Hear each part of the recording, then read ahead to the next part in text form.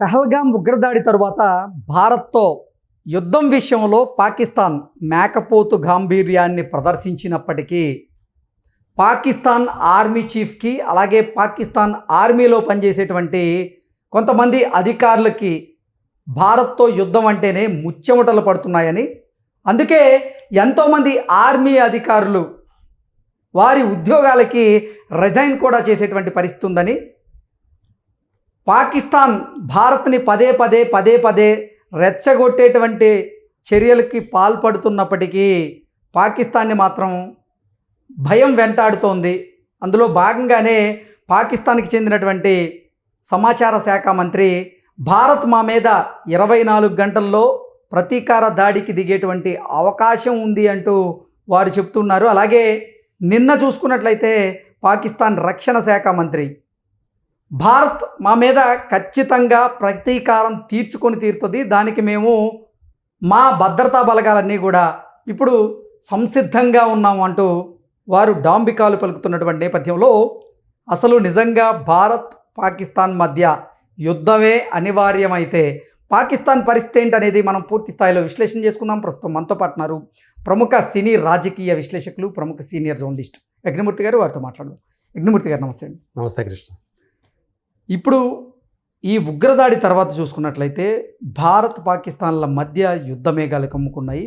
సరిహద్దు ప్రాంతాల్లో మనం చూసుకున్నట్లయితే ఉద్రిక్తకరమైనటువంటి పరిస్థితులు అయితే నెలకొన్నాయి. ఉగ్రదాడి తరువాత కూడా పాకిస్తాన్ ఆర్మీ, పాకిస్తాన్ సైనికులు పదే భారత్తో కయ్యానికి కాలు దూవుతూ ఉన్నారు. భారత సైనికుల మీద కాల్పులు జరిపేటువంటి ప్రయత్నం కూడా చేస్తూ ఉన్నారు. అంటే భారత్తో యుద్ధం విషయంలో పాకిస్తాన్ మేకపోతు గాంభీర్యాన్ని ప్రదర్శిస్తున్నప్పటికీ లోపల మాత్రం వాళ్ళని భయం వెంటాడుతూనే ఉంది అనేది మనం గ్రహించగలుగుతున్నాం. ఏంటి సార్ అసలు నిజంగా భారత్ పాకిస్తాన్ల మధ్య యుద్ధం అనివార్యమైతే పాకిస్తాన్ పరిస్థితి ఏంటంటే ఏం చెప్తారు? రాత్రి పాకిస్తాన్ సమాచార మంత్రి అతావుర్ తరార్ ఆయన పేరు, ఆయన ఒక ప్రకటన చేశాడు. రాగల 24 గంటల నుంచి 36 గంటల లోపల భారత్ మాపై దాడి దిగే అవకాశాలు ఉన్నాయని చెప్పేసి మా ఇంటెలిజెన్స్ వర్గాలు చెప్తూ ఉన్నాయి.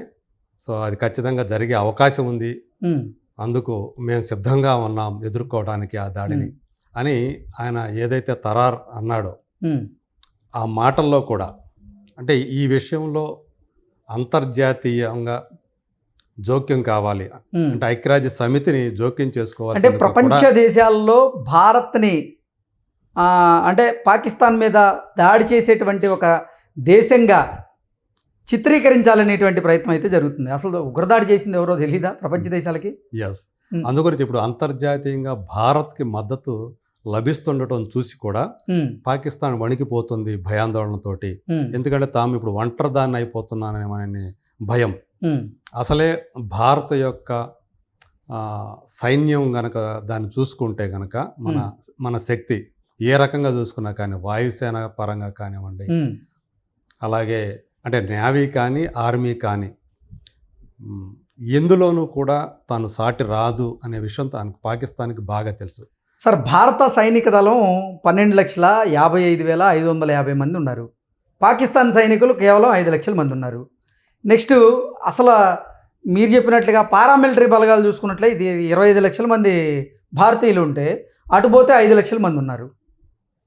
ఇదే కేవలం అంటే పదాతి దళాలు మాత్రమే కాకుండా మనకున్నటువంటి ఆయుధ సంపత్తి ఎగ్జాక్ట్లీ ఏ విషయంలోనూ కూడా సరితూగలేని స్థితి దానిది పాకిస్తాన్ది. పాకిస్తాన్ రక్షణ మంత్రి మొన్న ఒక రెచ్చగొట్టేటువంటి వ్యాఖ్య చేస్తూ భారత్ కనుక మేము మీద దాడికి ప్రయత్నం చేస్తే మా పాకిస్తాన్కి చెందినటువంటి 130 అణువాయుధాలు భారత్ వైపు మేము ఎక్కిపెట్టున్నాం, అవి ఎక్కడి నుంచి పేలుతాయి కూడా తెలియదు అటు డాంబికాలు పలికేటువంటి ప్రయత్నం చేస్తున్నాడు. అవును, వాళ్ళు అణ్వాయుధాలు సంధించేటువంటి పరిస్థితి దాకా వస్తే భారత్ చూస్తూ ఊరుకుంటుందా? భారత్ ఆ విషయం తెలియకుండా ఉంటుందా? అంటే ఒక గంట కూడా పట్టదు అని చెప్పేసి అన్నారు. అంటే భారత్ కనుక తలుచుకుంటే పాకిస్తాన్ అనేది అసలు ఆ ప్రపంచ పటంలో పాకిస్తాన్ అనేదే కనిపించదు అనేటువంటి మాట చాలామంది నమ్ముతున్నారు కూడా. కాకపోతే ఏంటంటే ఇప్పుడు అమెరికా కానీ చైనా కానీ తొందరపడొద్దు అని భారత్కి సూచిస్తున్నట్టుగా మనకు సమాచారం అందుతూ ఉంది.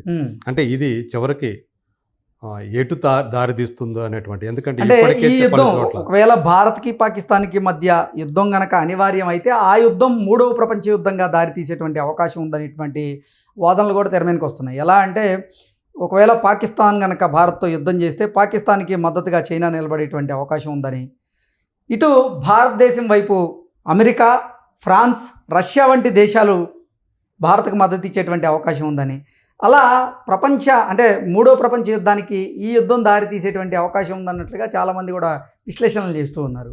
ఎందుకంటే ఆల్రెడీ ఇప్పటికే మనకు తెలిసే రష్యా, ఉక్రెయిన్, అలాగే ఇజ్రాయెల్, పాలస్తీనా మధ్య హమాస్ మధ్య ఎలాంటి యుద్ధాలు జరుగుతున్నాయో మనం చూస్తూ ఉన్నాం.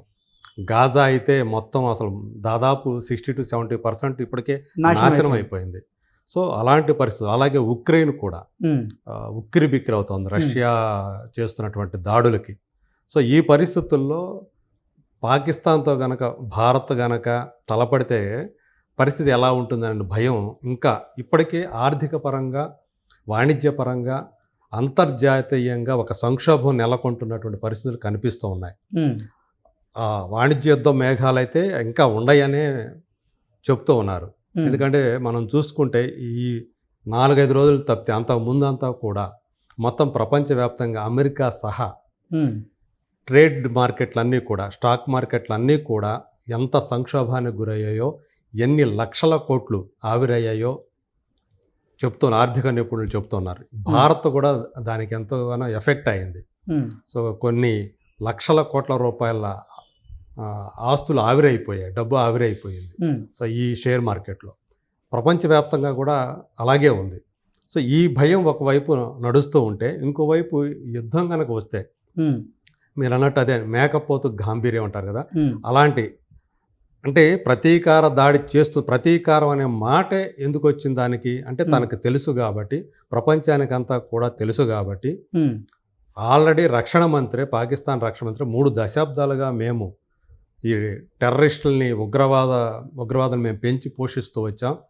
కాకపోతే మేము అమెరికా, అలాగే పాశ్చాత్య దేశాలు వాళ్ళు చెప్పినట్లు మేము చేశామని చెప్పేసి కూడా అతను చెప్పింది. సో దీన్ని బట్టి ప్రపంచానికి అందరూ కూడా తెలిసిన విషయం అది. ఆ ఉగ్ర మూకల్ని పాకిస్తానే పెంచి పోషిస్తూ వస్తున్నది. ఆ ఉగ్ర మూకలకు సంబంధించినటువంటి స్థావరాలన్నీ కూడా అత్యధిక శాతం పాకిస్తాన్ భూభాగంలోనే ఉన్నాయని తెలుసు. సో అందు గురించే ఇప్పుడు అదంతా కూడా భయపడుతోంది. అయితే ఇప్పుడు భారత్ ఎందుకు వెంటనే సైనిక చర్యకు ఉపక్రమించకుండా గుంభనంగా వ్యవహరిస్తుంది అనేటువంటి ఇది కూడా వాళ్ళకి భయం వేస్తూ ఉంది. అంటే ఇటు నుంచి ముప్పు పొంచి ఉందో తెలియని పరిస్థితుల్లో పుల్వామా ఘటన తర్వాత చూసుకున్నట్లయితే భారత్ ప్రతీకార చర్యలకు పాల్పడింది. అందులో భాగంగానే పాకిస్తాన్ మీద సర్జికల్ స్ట్రైక్స్ జరిగినాయి. అవును. ఇప్పుడు పెహల్గామ్ దాడి తర్వాత మా మీద ఎటువంటి దాడులు జరుగుతాయా అని నిన్న మొన్నటి వరకు ఎదురు చూశారు. ఎందుకంటే ఈ రోజుకి దాడి జరిగి 8 రోజులు అవుతుంది. 8 రోజులు అవుతున్నప్పటికీ అసలు భారతదేశం నుంచి ఎటువంటి స్పందన లేదు, అంటే ప్రతిస్పందన లేదు అనేది వాళ్ళలో మరింత భయాన్ని అయితే రగిలిస్తుంది. దానికి తోడు నిన్న భారత ప్రధాని మోదీ గారు రక్షణ శాఖకు సంబంధించినటువంటి అధికారులతో, ఆ మంత్రులతో భేటీ అయ్యారు. భేటీ అయ్యి నేను సైనిక వ్యవస్థకి పూర్తి స్వేచ్ఛనిచ్చాను అంటూ ఆయన మాట్లాడిన తరుణంలోనే ఇక 2-3 రోజుల్లో ఖచ్చితంగా ప్రతీకార చర్యలకి అవకాశం ఉంటుంది అని వారు కూడా భావించుండొచ్చు.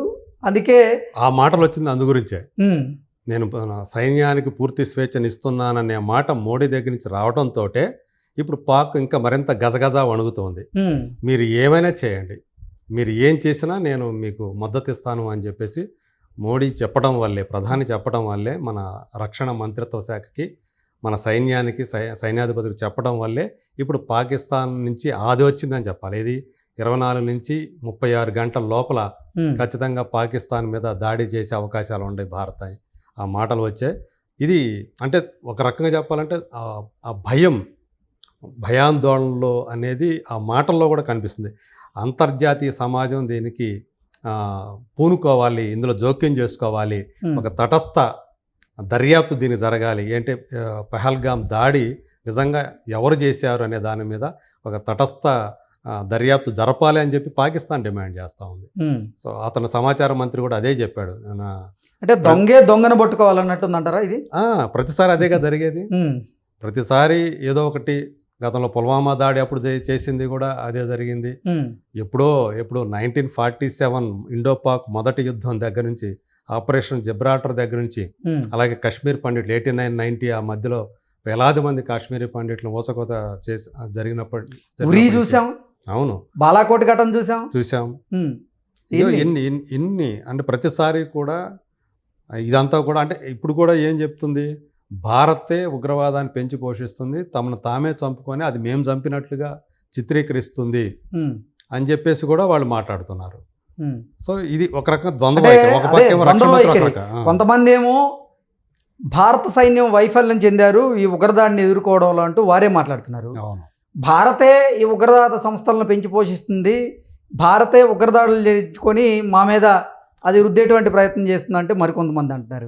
ఇంకో పక్కేమో రక్షణ మంత్రి ఏమో 3 దశాబ్దాల నుంచి మేము పెంచి పోషించాము, అమెరికా చెప్పినందువల్ల. అంటే ప్రపంచ దేశాలు పిచ్చి దేశాలు అనుకుంటున్నాయా పాకిస్తాన్? అదే. సో ఇప్పుడు చూసుకుంటే ఈవెన్ ఏవైతే అరబ్ కంట్రీస్ ఉన్నాయో అవి కూడా పాకిస్తాన్ వైపు లేవు అనేది ఒక చేదు వాస్తవం వాళ్ళకి సంబంధించి. అరబ్ కంట్రీస్ ఈరోజు భారత్ తోటి స్నేహ సంబంధాలు కోరుకుంటూ ఉన్నాయి. దుబాయ్ అన్నీ కూడా, సౌదీ అరేబియా దగ్గర నుంచి అన్నీ కూడా ఈరోజు స్నేహహస్తం చాస్తూ ఉన్నాయి. భారత్తో కలిసి వెళ్ళాలని చెప్పేసి అవి కోరుకుంటూ ఉన్నాయి. సో ఇది చూసుకుంటే తన వాళ్ళ దగ్గర నుంచే తనకు మద్దతు కోల్పోయినటువంటి పరిస్థితి పాకిస్తాన్ది. అందు గురించి దానికి అంత భయం ఈరోజు కలుగుతూ ఉంది. చైనా ఏదో తమ వైపు వస్తుందని చెప్పేసి వాళ్ళు అనుకుంటున్నారు, కానీ చైనా కూడా ఈ విషయంలో ఆచితూచి వ్యవహరించబోతోందనేది కూడా చాలామంది నిపుణులు చెప్తున్నటువంటి మాట. అది నేరుగా ప్రత్యక్షంగా పాకిస్తాన్కి ఈ విషయంలో మద్దతు తెలిపే అవకాశం చాలా తక్కువగా ఉంది. ఎందుకంటే ఇప్పుడు గనక పాకిస్తాన్కి గనక మద్దతు తెలిపితే చైనా, మొత్తం మిగతా దేశాలు అన్నీ కూడా ఒకటయ్యే అవకాశం ఉంది. చైనా కూడా తీవ్రంగా నష్టపోయే అవకాశాలు భవిష్యత్తులో చాలా ఎక్కువగా ఉన్నాయి. అందు గురించి అది కూడా చాలా ఆచితూచి వ్యవహరిస్తూ ఉంది ప్రస్తుతం. అందువల్ల నేరుగా సమర్థించే పరిస్థితి అయితే లేదు పాకిస్తాన్కి అని కూడా చెప్తూ ఉన్నారు నిపుణులు. మరి రాబోయే రోజుల్లో బహుశా నేను అనుకోవడం ఏంటంటే అతి తక్కువ టైంలోనే ఖచ్చితంగా భారత్ నుంచి దీనికి, అది ప్రతీకార దాడి నేను చెప్పలేను, కానీ ఖచ్చితంగా దీని మీద ప్రతిచర్య అయితే ఖచ్చితంగా ఉంటుంది అని చెప్పేసి అందరూ కూడా నమ్ముతూ ఉన్నారు. అది ఏ రూపంలో ఉంటుంది ఏంటి అనేది ఎవరికీ తెలియదు ప్రస్తుతానికైతే, వాళ్ళకు మాత్రమే తెలుసు. ఎందుకంటే మనకు తెలుసు అంటే ఏం జరగబోతుంది, మీడియా కూడా సంయమనం పాటించమని చెప్పేసి వాళ్ళు కోరుతూ ఉన్నారు. అంటే ఏం చర్యలు తీసుకోబోతున్నారు ఏంటి అనే విషయాల్ని ఎవరూ కూడా బయటికి చెప్పే పరిస్థితి అయితే లేదు. కానీ ఖచ్చితంగా ప్రతిచర్య అయితే ఉంటుంది. ఈ ఉగ్రదాడికి ఖచ్చితంగా సమాధానం ఇచ్చి తీరుతుంది భారత్ అనేది మాత్రం నమ్మవచ్చు. Okay sir, thank you so much. Thank you.